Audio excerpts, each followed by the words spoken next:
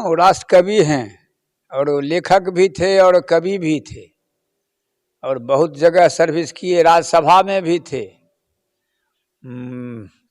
Vice chancellor भी थे, बहुत पद उनके किए हैं। वो उनका बहुत अथी है, मूल्य है। अच्छा, जिस तरह से दिनकर जी राष्ट्र कवि बने हुए हैं, जिस तरह से, क्या अभी के आने वाले पीढ़ी, अभी जो युवा है और काफी ऐसे लड़कियां हैं जो पढ़ लिख कर काफी नाम करना चाहते, राष्ट्र कवि बनना चाहते, बहुत सारे चीज बनना चाहते, लेकिन उनका सपना साकार नहीं हो पाता, क्या इसमें कहीं ना कहीं सरकार की भी नाकामयाबी है या नहीं? हाँ, सरकार का पूरा नाकामी है, उसको देख रेख नहीं किया जाता है। यहाँ तो 25 गो कवि है सिमरिया में, लेकिन इसको कोई सहायता नहीं मिल रहा है।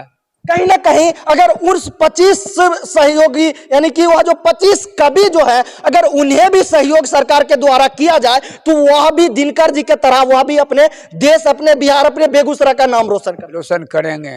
उसका अगर सहायता मिलेगा तो वो भी दिनकर जी के नाम को आगे बढ़ावेगा।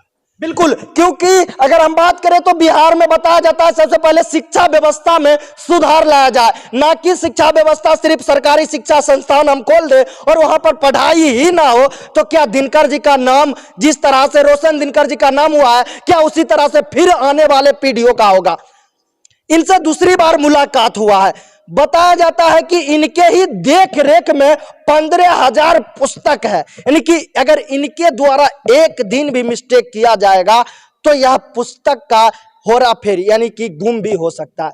चाचा जी, आपका बहुत उम्र भी हो गया है, किस तरह से देख रेख करते हैं हमारे पुस्तक को, यह क्योंकि दिनकर जी का धरोहर है। हाँ, हम तो विगत जो है 2004 से पुस्तकालय में उपस्थित हुए हैं, पुस्तकाध्यक्ष के पद पर कर रहे हैं ईमानदारी से अपना काम। वेतन नगण्य रूप से 600 रुपये से लेकर अभी जो है 1500 रुपये पर 2 साल से 1500 का मंथली। हाँ।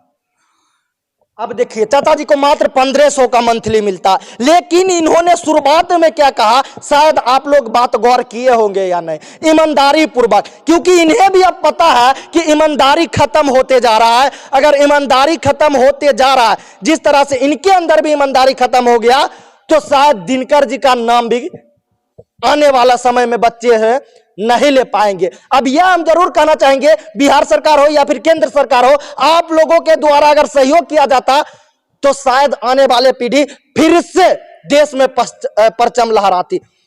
आप क्या कहना चाहेंगे सरकार से? हम क्या कहें, दिनकर तो जो है हम लोग को बचपने से जो है हर तरह की सहायता हम लोग दिया करते थे।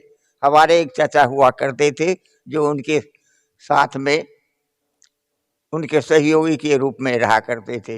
वो जब कभी भी पटना जाते थे वहाँ से उनकी नई कृतियाँ जो है हम लोग को लिए लाते थे। उस समय होल्डर और नेम कलम वगैरह था नहीं, सभी लोग जो है होल्डर और लकड़ी के कलमों से लिखा करते थे। हमारे लिए होल्डर और नई कृतियाँ दिनकर जी चाचा के मार्फत भेज दिया करते थे। हम लोग उसको पढ़ के पूरा लाभान्वित होते थे। वो समझदार मेढक, दादा का ढोल, सुराही और कौआ, इस तरह की अनेकों कविताओं का आनंद लेते रहते थे। कुछ बड़े होने के बाद जो है जब कभी भी गांव में आते थे तो उनके दर्शन को हम लोग उनके पुराने दलान पर जाया करते थे। सभी ग्रामीण लोगों के बीच में घिरे रहने के बाद भी उनका दर्शन करके फिर पुनः घर पर आ जाता था।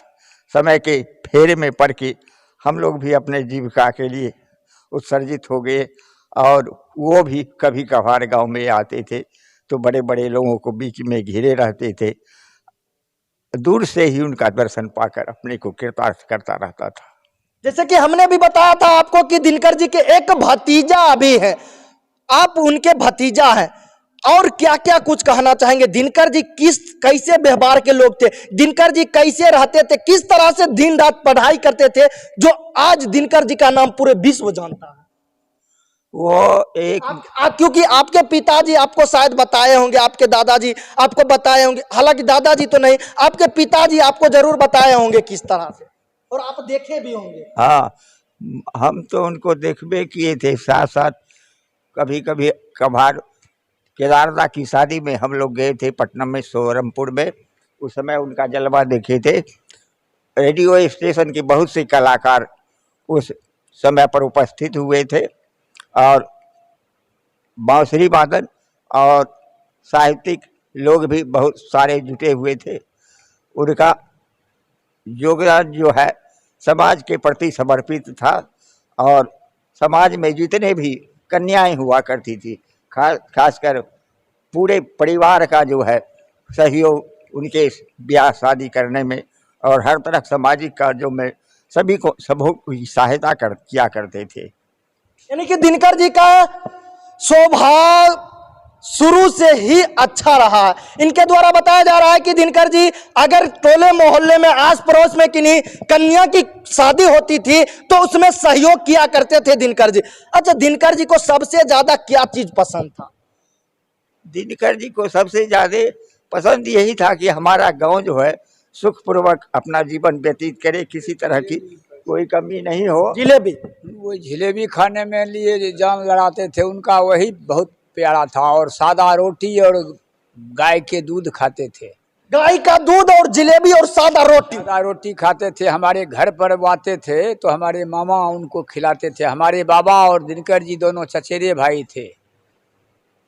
हम उनको बहुत करीब से देखे हैं और पटना भी जाते थे उनके दरबार में। दरबार में पटना भी जाते थे। पटना भी हम जाते थे। 12 नंबर रोड राजेंद्र नगर में, अभी वो आज कुमार रोड नया मछुआ टोल में रहते थे पहले, अभी वो आज कुमार रोड है। उसके बाद 12 नंबर राजेंद्र रोड में रहने लगे केदार बाबू के साथ। और बहुत सुबह कोई भी आदमी वहाँ जाता तो उनका सहायता कर देते थे, डॉक्टर से दिखलवा देते थे। पटना कोई भी सिमरिया के या गांव के कोई भी ग्रामीण जाएंगे तो उनको इलाज करवा, सभी लोगों को सहयोग जरूर करते, सहयोग करते थे, किसी न किसी तरह से सहयोग करते थे।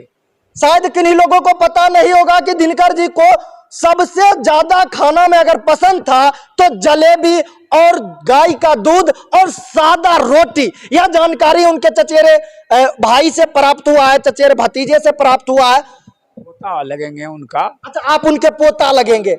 अच्छा, वे दोनों चचेरे भाई थे, एक ही मकान में रहते थे, एक ही। दिनकर जी के जिस तरह से खाने में इतना प्रियशील थे, उन्हें सबसे ज्यादा जलेबी पसंद था।